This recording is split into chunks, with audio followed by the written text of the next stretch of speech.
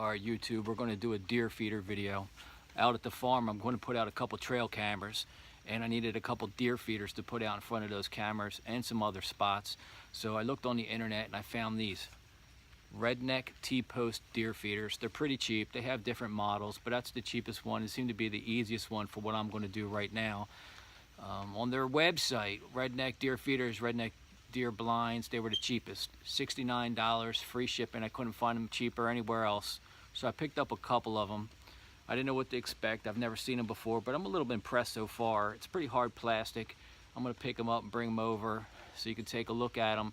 And then I'm going to cut this video, and when I come back on, we'll be out at the farm installing them. Let me bring them over and show you what they look like. So this is it. It's just a big piece of plastic, almost like a trash can. On the back of it, you see that bracket, 2 brackets. You slide that T-post up there and then just tighten it up with a couple bolts. Now here on the bottom, where the deer eat, there's a wing nut there with a sliding, I don't know, divider or something, and that allows the corn to pour out slowly or faster, whatever you want. You can set that, and it's pretty hard. It doesn't bend. It's not flexible. It's pretty sturdy. And this lid here has a pretty good seal on there all the way around. It's actually pretty hard for me to pull this lid off. I don't know how I'm supposed to pull it off. Like dig underneath there somehow and give it a yank. But let me take it apart and show you this. Yeah, that's pretty tough. But that's the lid. You can see that plastic. It's all molded, one piece, and then it snaps on right here. Seems to be waterproof and watertight, but I don't think it's rodent proof. It's just plastic, so I'm quite sure that the mice and squirrels especially will chew it and make holes in it if they want to, and maybe even bear will just rip it right down, but we'll see. I'm going to cut this video, and when I come back we'll be putting them up and setting the cameras up, and we'll see what happens with these. Alright, I just cleared out the spot from the tree, and this is our feeder.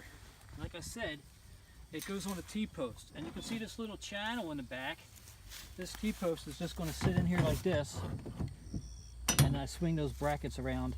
So this is a 6.5 foot T-post, and I want that deer feeder, the bottom, to be somewhere around there. So I'm going to pound the sucker in, and I got my handy dandy post driver here.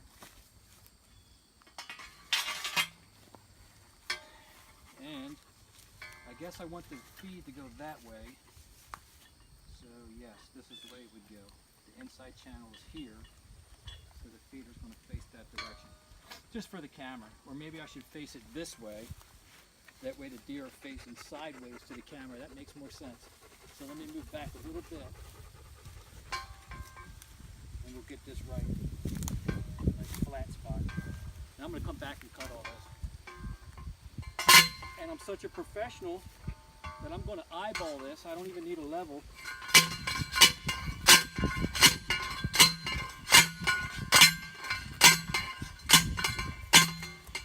Alright, let's see what happens here. So that's about eye level, we'll say. And see how high it is. Let's see what this does. So you can see, I got a ways to go. I want this all the way down to there. So I probably shouldn't have got a 6.5 foot T-post, but that's what I had at the house. So I'm going to cut that, I'm going to get this down the height, and then we'll bring it back on.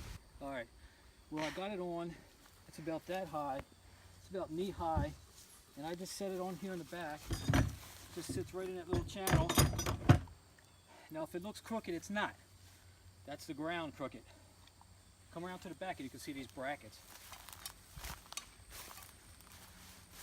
I just moved this one to the side, so that one's going to go on just like that and hold it there for me.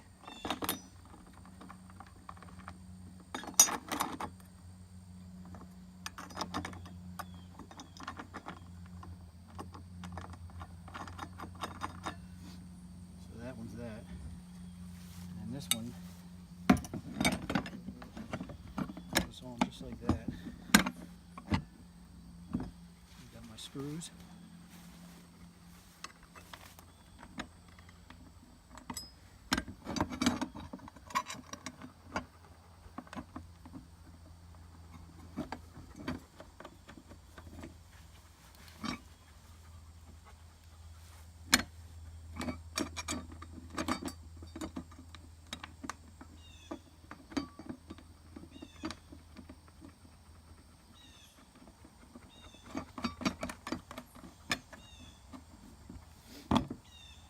that's on. I just got to tighten them up. Already got my socket here.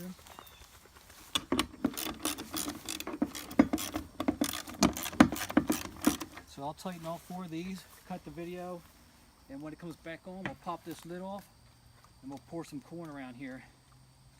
Alright? So I got it all tightened up. I'm going to pour this corn in there. It's a 50-pound bag of corn.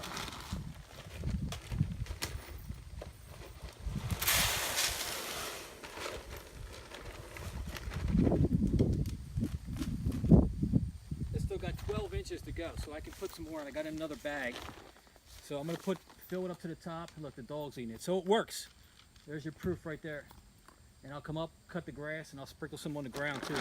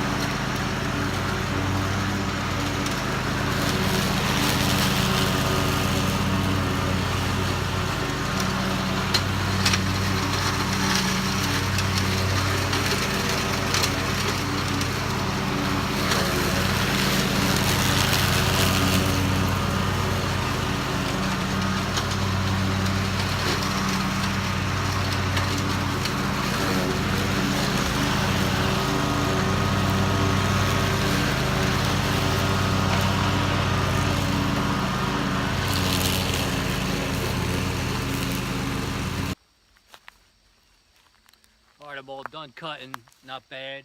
I brung the mower all the way across the farm up onto this hill, and I cut that real low, and I'm gonna put some corn around the bottom and finish off the rest of that bag.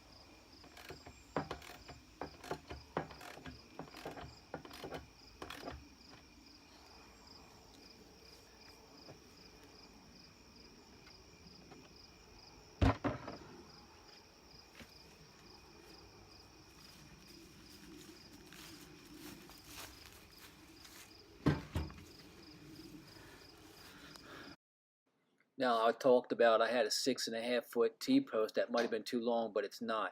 The weight of that deer feeder, that much pounds, like 70 pounds of corn in there, you need it pounded into the ground that far to keep it pretty sturdy because it wiggles a little bit. Okay, this is deer feeder number 2. This is on top of the mountain next to the deer stand that we built.